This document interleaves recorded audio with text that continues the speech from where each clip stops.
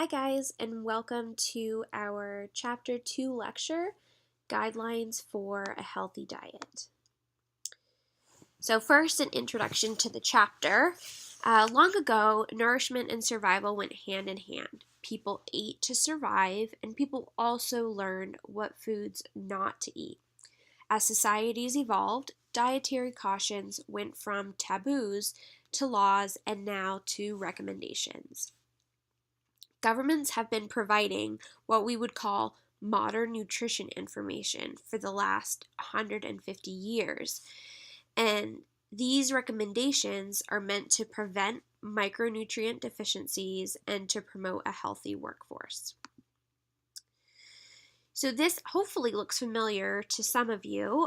This is MyPlate, and it was created by the USDA.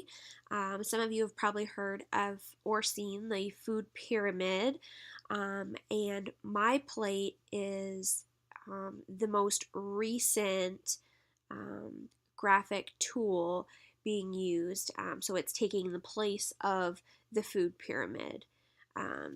And so it shows a typical plate and how it should be sort of made up during mealtime in order to make sure that you're consuming adequate amounts of each of the food groups and variety. But we'll talk about this in more detail later. But for starters, it's one of the nutrition recommendations created by the USDA. Past and present U.S. food recommendations.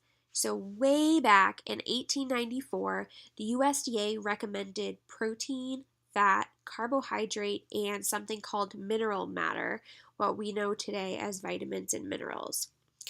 Then in 1917, How to Select Foods Food Guide was created and set 5 food groups: meat and milk, cereals, vegetables and fruits, fats and fatty foods, and sugar and sugary foods. Then in the 1940s, Food and Nutrition Board established recommended dietary allowances, or RDAs, for specific amounts of nutrients. And recommended dietary allowances are figures that we actually use today. And these are some of the graphics that have been used in the past. So in 1956, the USDA had what was called the Basic Four, focusing on 4 food groups. Then in 1979, that turned into the Hassle-Free Daily Food Guide. In 1984, they introduced the food wheel.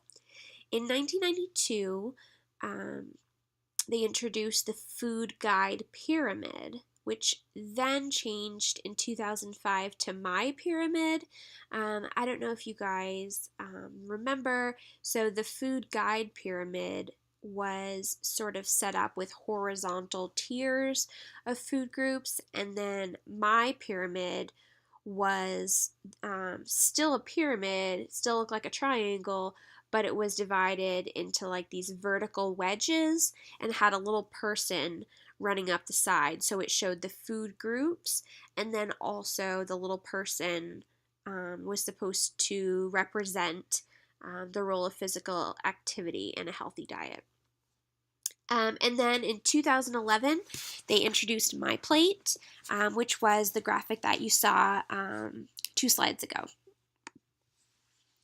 So food choices today.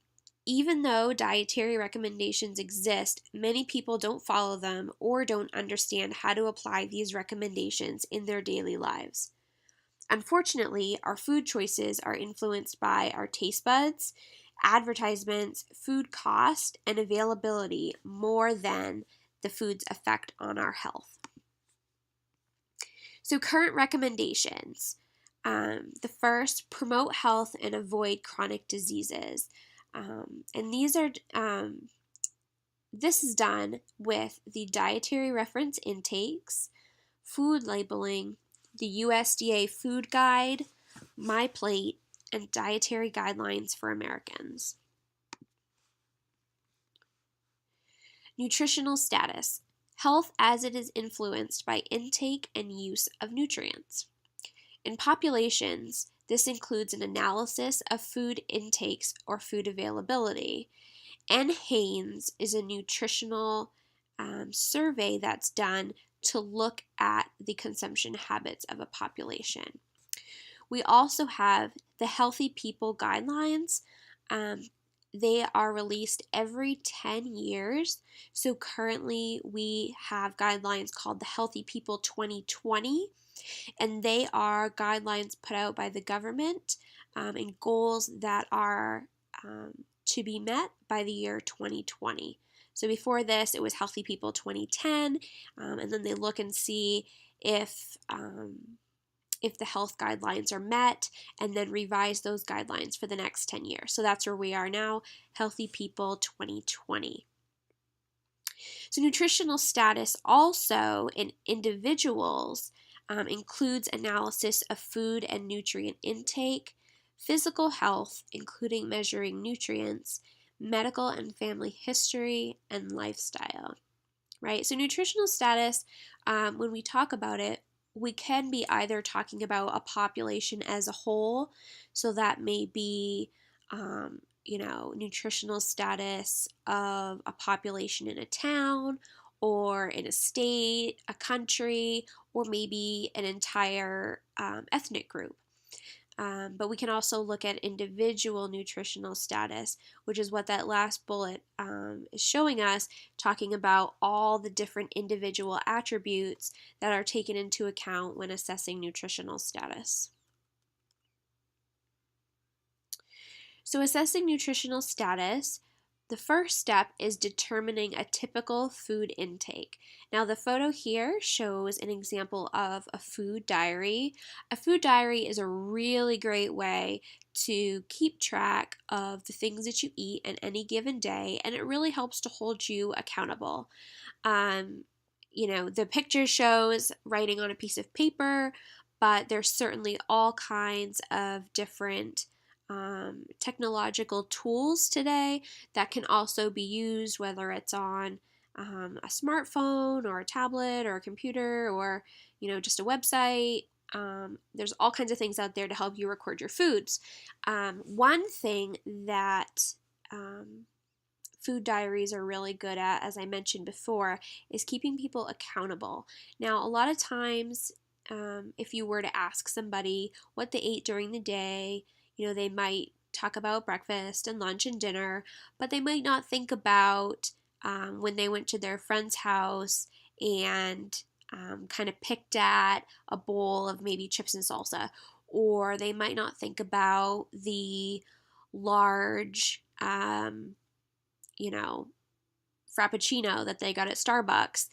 All of those things count, and all of those things add calories and nutrients to our day. So it's really important to keep track of everything, every food, every beverage when keeping a food diary, and really be honest with yourself because it's going to help you in the long run.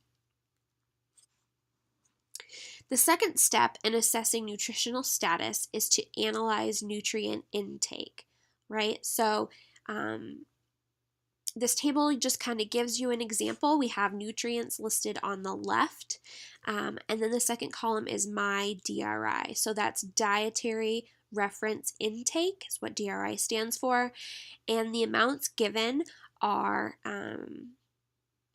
individual recommendations for this person and the amount of each nutrient that they should be consuming in any given day. And for those of you who aren't familiar, so that first one, vitamin A, we see 700, and then there's sort of kind of a weird symbol and a G that stands for micrograms, right? So 700 micrograms, then below it we have 75 milligrams, 18 milligrams, 1,000 milligrams, and then for the saturated fat, the recommendation is consumption below 23.8 grams. So what this person did is they made a list of their dietary reference intakes and then listed their own their daily recommended intake, and then made another column with their actual intake and then compared the two, which is in the final column. So you'll see in the final column, they looked at the percentage of their daily recommended intake of each nutrient. So when we look at vitamin A, they consumed 525 micrograms, and it's recommended that they consume 700. So on this particular day, they consumed 75% of that recommendation, 115% of their recommended vitamin C, 54% of their recommended iron, 75% of their recommended calcium, and then their saturated fat was 31.9, which was above the recommended range. The next step to assessing nutritional status is evaluating physical health. So looking overall at an individual's health, looking at maybe any chronic diseases that they may have, any other injuries or illnesses that they're experiencing. Then considering medical history and lifestyle. So we talked in the first chapter about how genetics do play a role in a person's health and well-being. So part of this is going to include looking at a person's medical history and also their genetic history. So in this example, it kind of shows a little family tree and shows how the risk of heart disease has kind of been passed down from generation to generation. And so, for example, if somebody is at a high risk for heart disease, then that would influence the recommendations that a dietitian might give them for things like sodium and saturated fat. Next, assessments can be done in the laboratory. And so some of these might be a hemoglobin test or a hematocrit test. Maybe looking at the iron in a particular person's blood.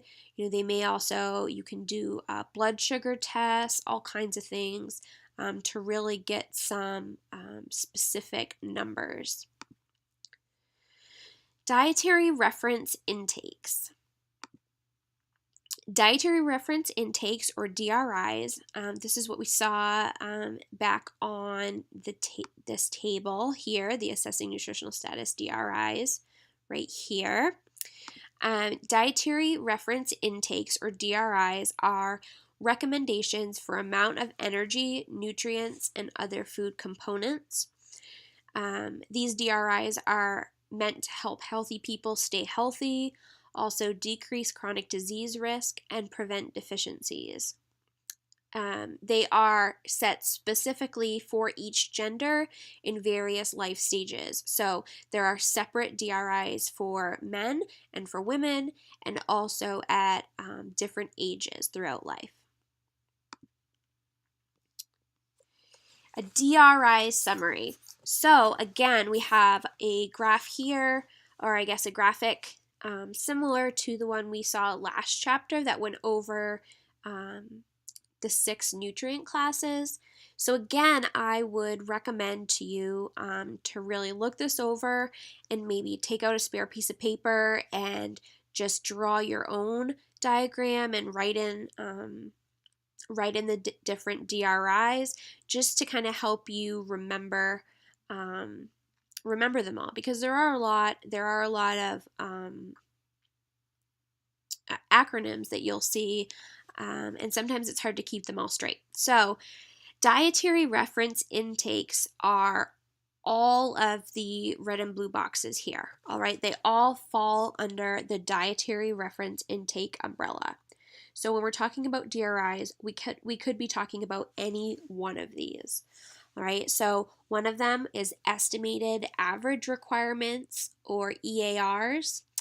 Recommended dietary allowances, or RDAs. This is the most commonly used DRI and probably the one that you've seen before and what we'll talk the most about. The next DRI is adequate intakes, or AIs. Then tolerable upper intake levels, or ULs. And this is in blue because it's a little bit different than the others. Everything in the red boxes is telling you, we'll go over them in more detail, but they refer to amounts that you should be eating. What tolerable upper intake levels are sort of maximum levels of any particular nutrient that you should be consuming. And then anything above that level could be considered harmful to your health. But we'll get into that later on. So they're basically like maximum numbers, and they're really, really, really high. So for somebody consuming just a regular average diet, it's going to be really difficult to go to consume a nutrient beyond the tolerable upper intake level. Typically, the only time that we see somebody consuming a nutrient in an amount that could be toxic is if somebody has excessive supplementation. 2 more dietary reference intakes on the bottom there. Estimated energy requirements. So this is going to have to do with physical activity, and then acceptable macronutrient distribution ranges, or AMDRs. And we'll talk about those in a little bit. So first we're going to talk about estimated average requirements, or EARs. And these are nutrient intakes estimated to meet the needs of 50% of healthy individuals within a gender and life stage group. They're also used to assess a population's nutrition adequacy, but not for an individual's intake. This second bullet is really important to note. Most of the DRIs that we're going to talk about are used for individuals. So the fact that EARs are used to assess a population's nutrition adequacy is really important and helps to set this DRI apart from all the others.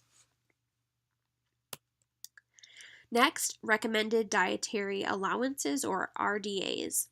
These are nutrient intakes sufficient to meet the needs of healthy individuals within a gender and life stage group. They're set higher than EARs, and the amounts of nutrients and food components that will meet the needs of most healthy people. The RDAs include amounts that people should consume on average over several days or weeks. Adequate intakes, or AIs. These are nutrient intakes used when not enough data are available to set RDAs. Okay, so if you see an adequate intake, or if we talk about one, it's likely because an RDA has not yet been established.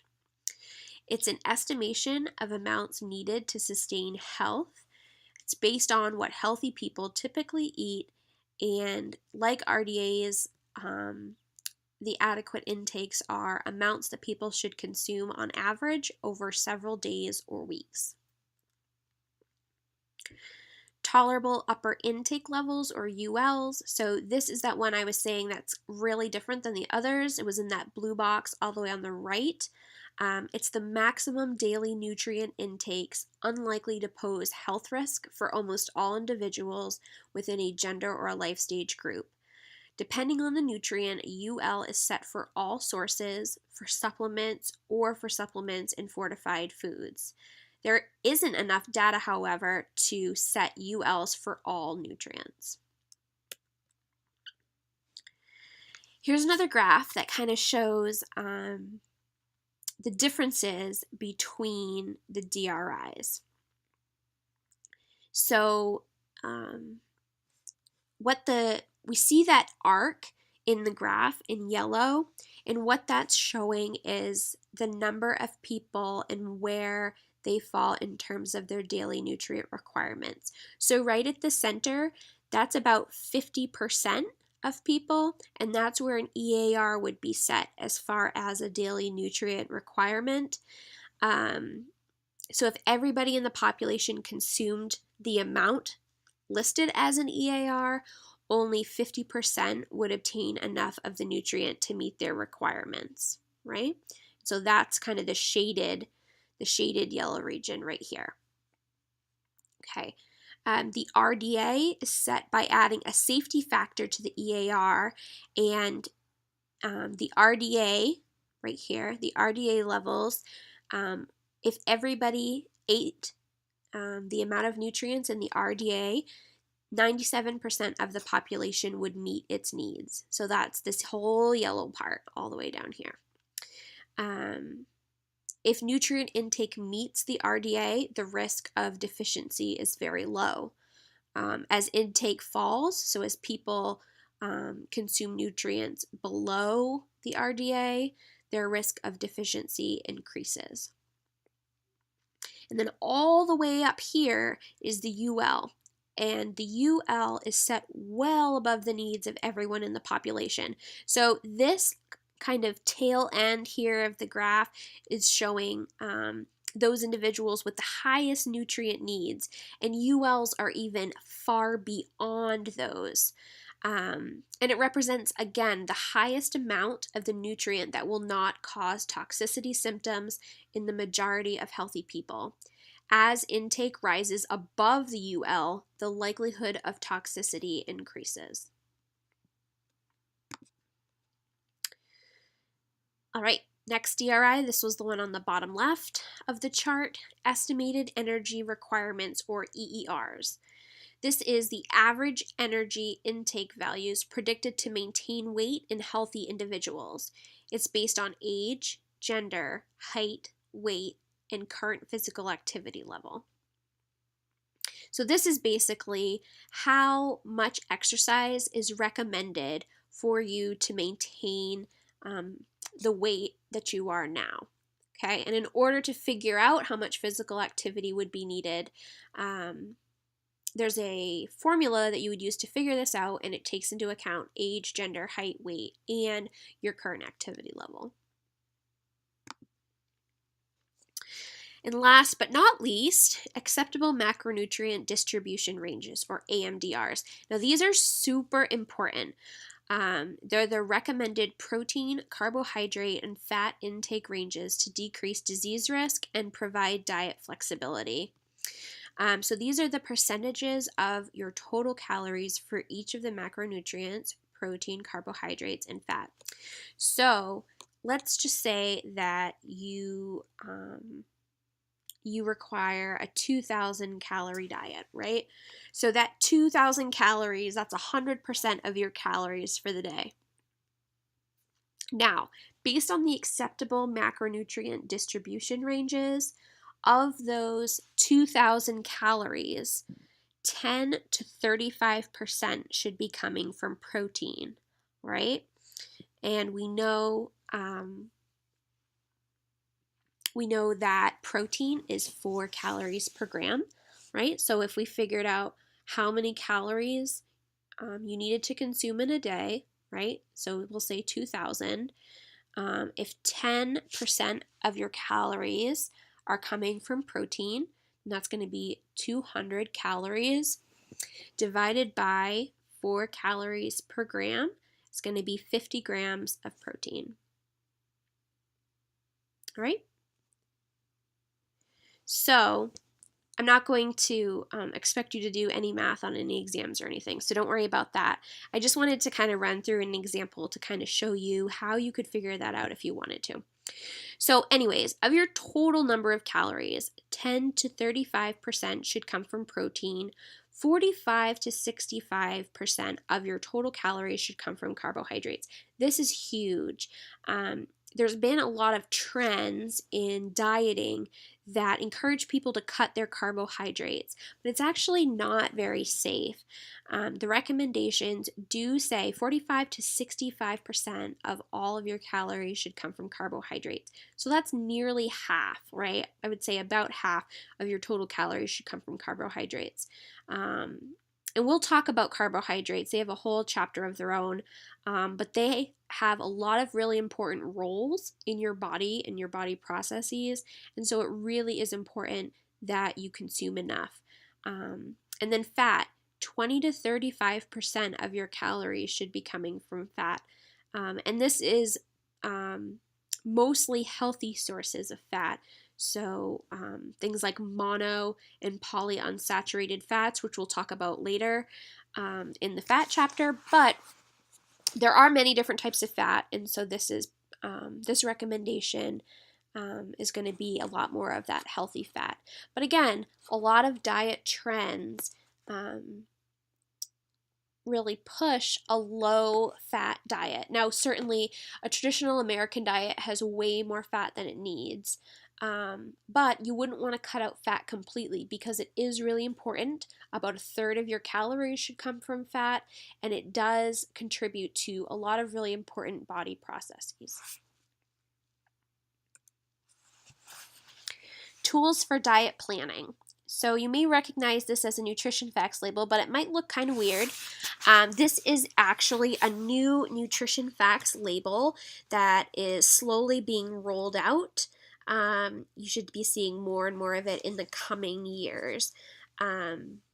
So it looks a lot like a regular old nutrition facts label, but there are a few changes that have been made. For example, the serving sizes in that blue box is going to appear larger and in a bolder font, and they're going to be based on what people actually eat, not based on what they should eat.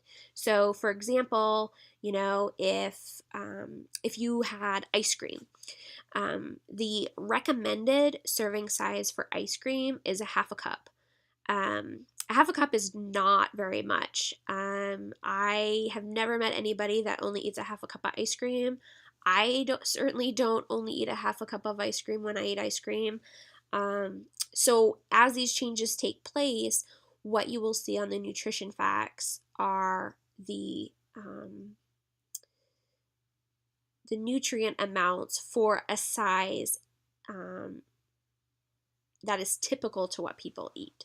So, for example, ice cream is not going to have nutrition facts for a half a cup. It'd probably have something like a cup or maybe more than that, so that people are actually seeing numbers more closely related to what they're eating. The calories in a particular product are going to be made more prominent in bold so that people can really see them. The percent daily values will be listed in front of the nutrients so that it's easier to see. Sort of the first thing you see when you're looking at each of the different nutrients. And that includes all the way down at the bottom the vitamins and minerals. More tools for diet planning. The DRIs recommend the amount of nutrients, right? The DRIs are all those values that we just got done talking about. Also, there's recommendations to help plan diets, and they include the Dietary Guidelines for Americans and MyPlate. So we talked about MyPlate. Now we're going to talk a little bit more about the Dietary Guidelines for Americans. These are a set of diet and lifestyle recommendations designed to promote health and reduce the risk of overweight, obesity, and chronic diseases in the U.S. population. They're evidence-based nutrition guidance for ages 2 and older with additional recommendations for subpopulations. And they are revised every 5 years. So right now we are in the 8th edition, which was revised in 2015 and will continue through 2020 when it is revised again. So the 5 overarching guidelines in the Dietary Guidelines for Americans. Number 1, follow a healthy eating pattern across the lifespan. Number 2, focus on variety, nutrient density, and amount. Remember nutrient density? That was something we talked about in Chapter 1. Number 3, limit calories from added sugars and saturated fats and reduce sodium intake. Number 4, shift to healthier food and beverage choices. And number 5, support healthy eating patterns for all. So, according to the Dietary Guidelines for Americans, a healthy eating pattern includes a variety of vegetables from all of the subgroups. So these are different colored vegetables: dark green, red and orange, legumes, which are beans and peas, starchy vegetables, so like potatoes, and others. It includes fruits, especially whole fruits, so things like an apple instead of maybe applesauce or apple juice. grains, at least half of which are whole grains, fat-free or low-fat dairy, including milk, yogurt, cheese, and/or fortified soy beverages, a variety of protein foods, including seafood, lean meats and poultry, eggs, legumes, and nuts, seeds and soy products, and also oils and healthy fats.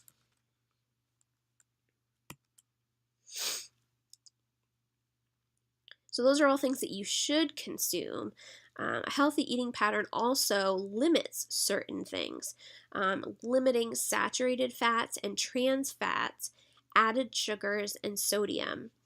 It's recommended that you consume less than 10% of your calories a day from added sugars and consume less than 10% of calories per day from saturated fats. Also, the recommendation is less than 2,300 milligrams per day of sodium. That might sound like a lot, but as Americans, we all eat way more sodium than is recommended in any given day. A typical American diet is very high in sodium. And last, if alcohol is consumed, it should be in moderation. And the recommendation for alcohol consumption is up to 1 drink per day for women and up to 2 drinks per day for men. And of course, this is only for adults of legal drinking age.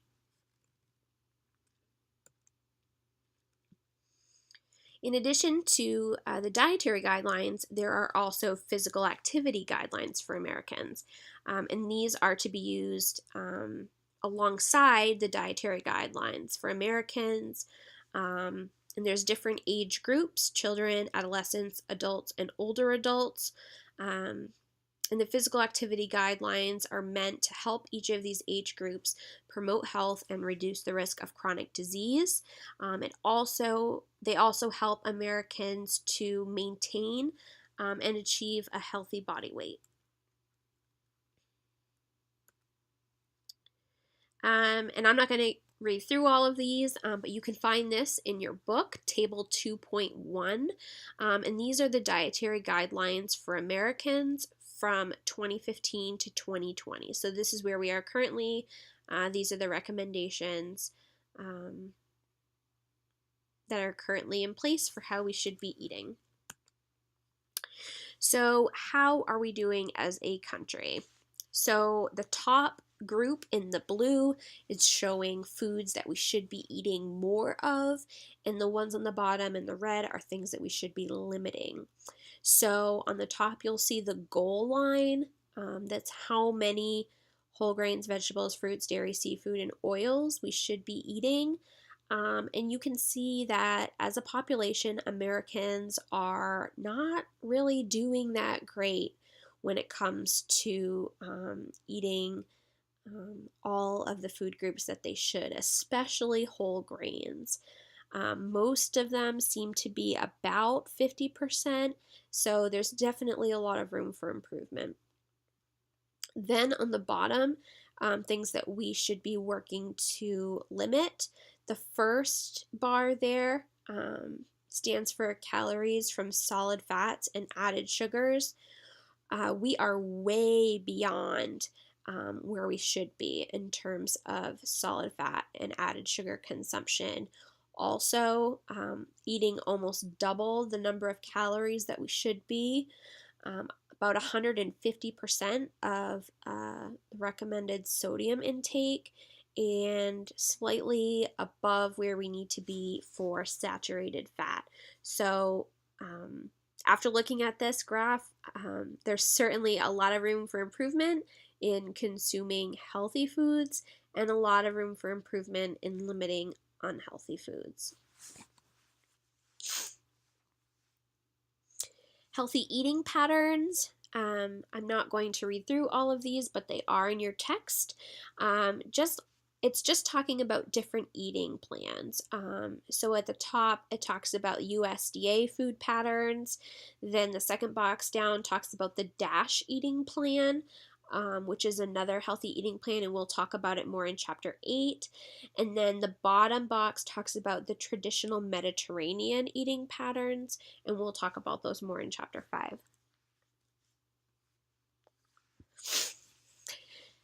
This diagram shows the healthy eating plate. So it looks really similar to my plate, right? Here's my plate again as a reminder.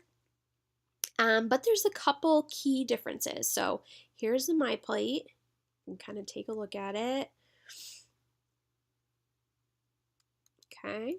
And then here's the healthy eating plate. Do you notice any differences?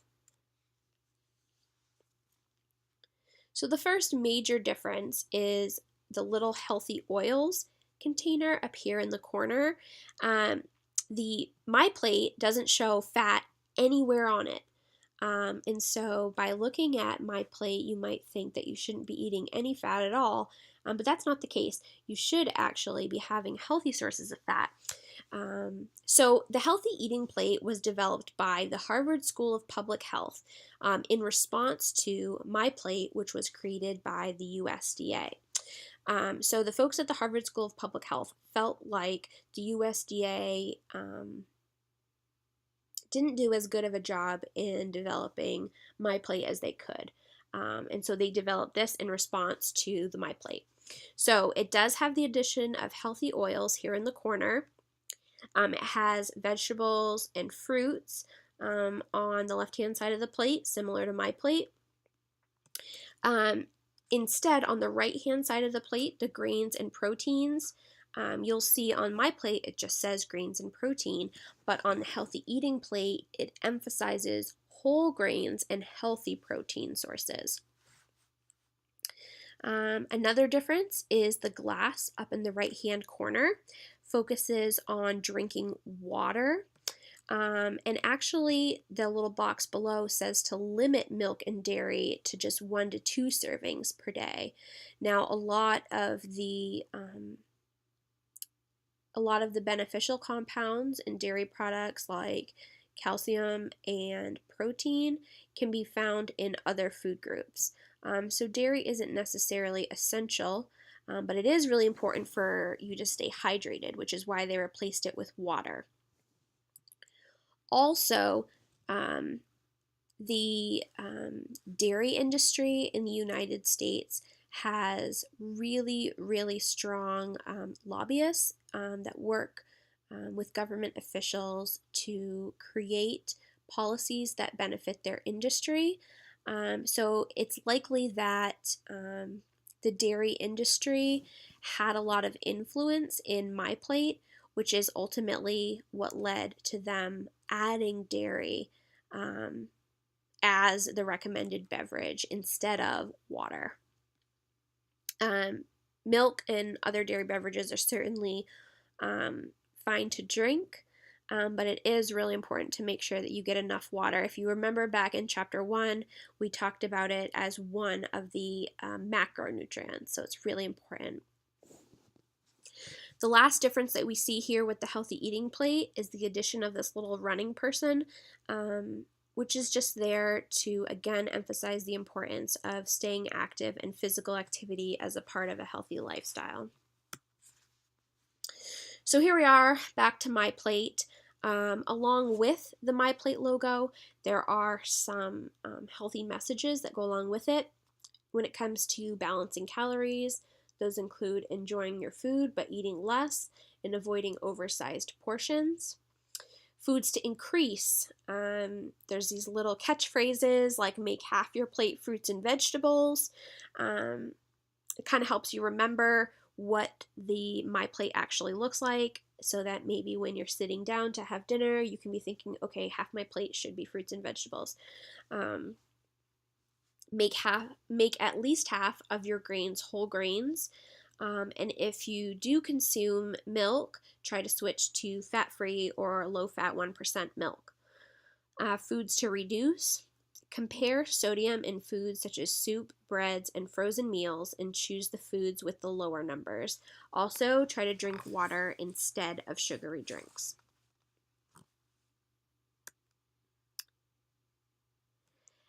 This is just showing the My Plate food groups. So there's a column here that corresponds to each of the parts of My Plate. The recommendation for grains: aim for at least 3 ounces of whole grains per day. The vegetable amounts, the recommended amount of vegetables is 2.5 cups a day. And then below in the column, it talks about varying your vegetables and different recommended amounts for each of the vegetable subgroups.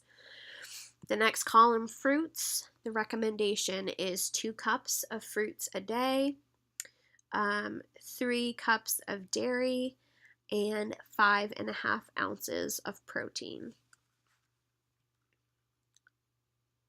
Oh, and also down here at the bottom, the recommendation for physical activity is at least 150 minutes each week, right? So if you think about Monday through Friday, like the 5 sort of work days, that equals out to 30 minutes of physical activity each day, Monday through Friday, to get your recommended daily amount. The MyPlate is based on the dietary guidelines. As I stated before, it's the USDA's most recent food guide, and it illustrates proportions of 5 food groups: fruits, vegetables, grains, protein, and dairy. MyPlate emphasizes proportionality. It's shown by how much of the plate should be filled with each of the food groups. It also emphasizes variety by talking about 5 vegetable subgroups, varied protein sources, whole grains, fruit, and dairy. Moderation in portion size, and by choosing, I think that got cut off, but it should say in choosing a variety of foods, and choosing nutrient-dense foods to help balance calories.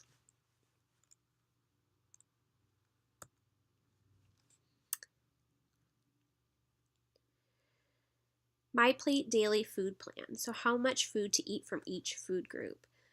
Grains and proteins are typically measured in ounces. But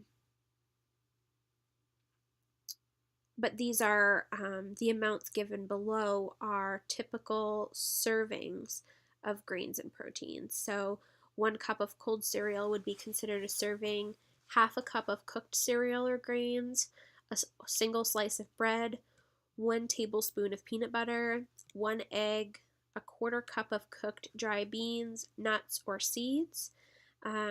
Fruits, vegetables, and dairy are typically measured in cups. Oils are liquid at room temperature and solid when it's cold. So if you make your own salad dressing, you might notice when you put it in the fridge, the oil portion hardens. Oils are solid at cold temperatures and liquid at room temperature, and they're typically measured in teaspoons. And then, of course, the physical activity recommendation of 150 minutes each week. And this is in your book too if you want to take a closer look at it. I know it's probably pretty small on your screen, but it's showing the different food groups of MyPlate and how you can incorporate each of those food groups into each of your meals throughout the day. All right, in addition to the recommended foods and your recommended calorie intakes, we also have what's called empty and discretionary calories. So these are calories from solid fats and or added sugars which add calories to the food but few nutrients. Discretionary calories are the calories remaining after an individual has met recommended intake levels with healthy choices from all the food groups.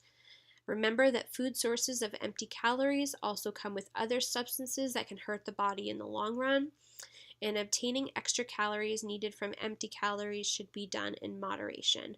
So these are the calories. Say you can eat in order to maintain a healthy weight, say the recommendation is 2,000 calories a day, and you eat you eat your 3 meals a day, they're healthy, you eat all the food groups you need to, and at the end of the day, you've only consumed 1,800 calories. So that leaves you with 200, what we would call discretionary calories, that you're still able to consume and not gain weight. And these are sort of free calories that you're able to kind of spend on whatever you want. So you might choose to eat more healthy food, or you might decide to use that 200 calories for a little treat that might contain solid fats or added sugars.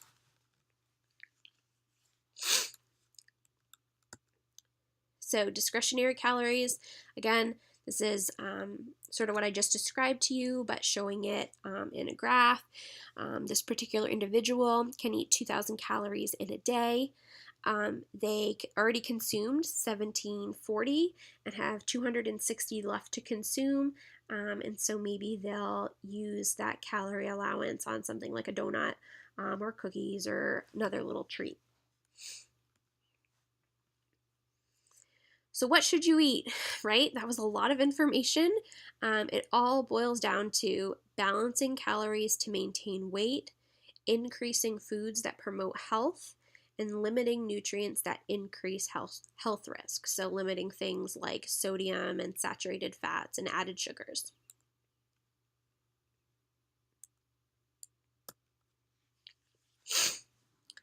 Exchange lists. You can see these in Appendix H of your book. We're not going to talk too much about these, but they're something that you might hear about in the news, or maybe you know a friend or a relative that uses them. So we are going to talk about them just a little bit. Exchange lists organize foods by their proportions of carbohydrate, fat, and protein. Foods on any single list can be used interchangeably, and they provide additional help for those looking to achieve calorie control and moderations. They sort foods according to their energy nutrient contents. The exchange lists were originally developed in the 1950s for diabetics, but they're certainly something that everybody can use.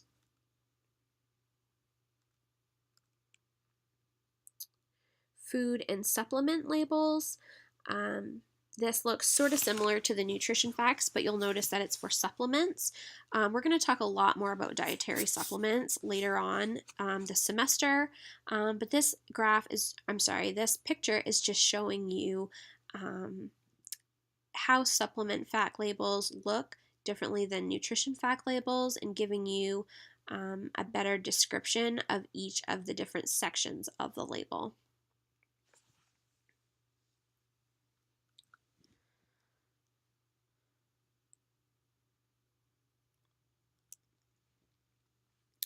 So food labels, we're going to look at nutrition facts labels a little bit closer. Earlier in this lecture, we looked at the proposed new nutrition facts labels, which you're going to start seeing on some of your favorite food products. But for now, most nutrition facts labels still look the same as they always have. Initially, food labels were designed to help consumers make healthy choices and provide information about the nutrients in a food and how it fits into a diet. By law, all packaged foods must have a nutrition facts panel and an ingredients list. The nutrition facts panel includes serving size, servings per container, total calories, calories from fat, amounts of nutrients in a standard serving, and usually a percentage of daily values, or DV, and these daily values are based on a 2,000 calorie diet. So we're going to dissect the nutrition facts label a little bit more. The FDA requires that the nutrition facts panel on food labels present information in two ways: in both quantities and as a percentage of daily value. So you'll see here the circled amounts. Total fat is listed as grams and also as percentage of total calories.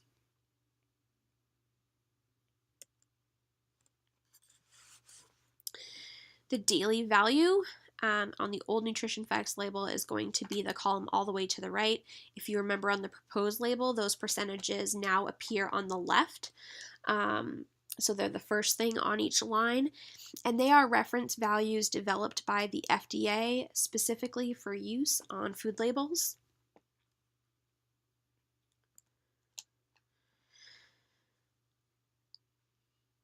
And this is just showing each of the sections of the food label along with the descriptions that we just went through. I'm not sure how large it's showing up on your screen, but it is in your book. So if you're not able to look through the boxes and see the numbers, then you should be able to find it in your text.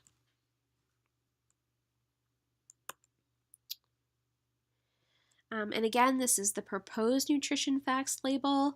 You can kind of see, I know I pointed out that the calories are bigger and the servings per container are bigger. And you can kind of flip back and forth and see how they look different and the different points that are now emphasized on the new nutrition facts label. Serving sizes. The FDA determines the serving size for all foods. Labels must use the FDA serving sizes. So for beverages, that serving size is 8 fluid ounces. And as I mentioned before, the FDA serving size for ice cream is only a half a cup. It's important to compare the serving size on the label to the amount you actually consume. So for example, if you're eating ice cream and the nutrition facts label is only referring to a half a cup, but you know that you're eating closer to a cup of ice cream, then you need to remember that if you're looking at, say, the calories on the nutrition facts, that they're only for a half a cup. And that in order to figure out the total amount of calories that you're actually eating, you're going to have to multiply that by 2 to get the total calories for a cup of ice cream. The serving sizes on food labels are based on FDA serving sizes, and so they're not always the same as the serving sizes used in the USDA food guide. Pretty convenient, huh? So just a heads up, if you do compare the two, that they're not always going to be the same. The ingredients list is shown at the bottom underneath the nutrition facts label, and it lists the contents of a product in order from most abundant to least abundant based on weight. It's required for all foods with more than one ingredient and can be really helpful for people with allergies or who are avoiding certain ingredients, for example, animal products.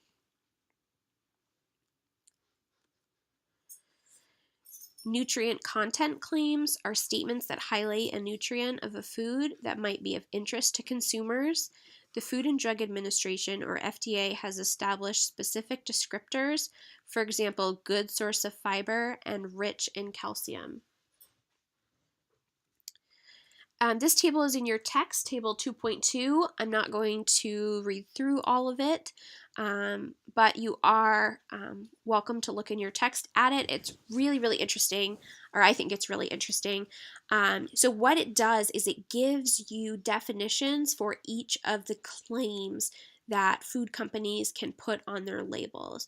So, for example, if a product claims that it is a good source of something, good source actually translates to the food containing 10 to 19% of the daily value for a particular nutrient per serving.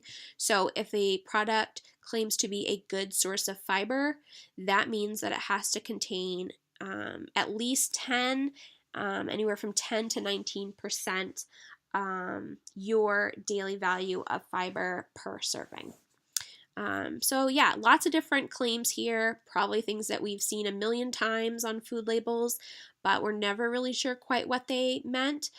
So again, I would encourage you to kind of read through these and check them out in table 2.2 in your text in case they are difficult to read here.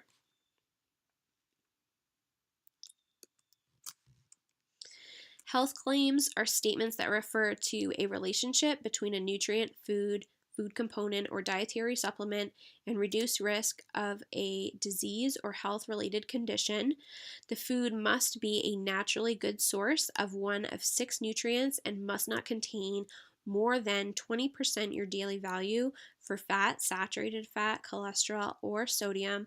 All health claims are reviewed and approved by the FDA. Qualified health claims. Health claims are supported by scientific evidence. However, if there is emerging but not well established evidence, a product can have what's called a qualified health claim. In the case of a qualified health claim, the product must contain what's known as a qualifying statement that alerts the consumer to the fact that these claims have not been well established and are still being tested. So a health claim versus a qualified health claim. So this is an example of a qualified health claim.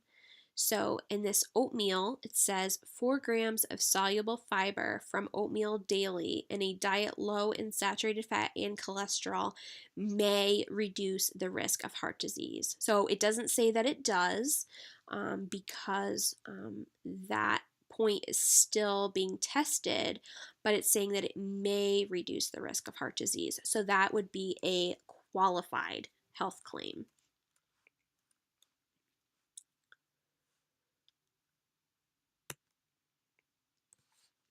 Dietary supplements are governed by laws for foods and not drugs. They're required to have a supplements facts panel, which you saw on an earlier slide. They may also contain nutrient content claims or health claims and can also contain structure and function claims. Structure and function claims do not require approval, but the company must notify the FDA when using them on dietary supplement labels.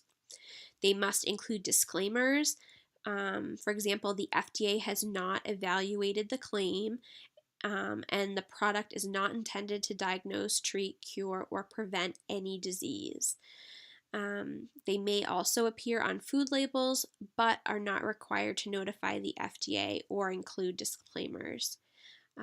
And the product manufacturer is responsible for ensuring accuracy and the truthfulness of the claims.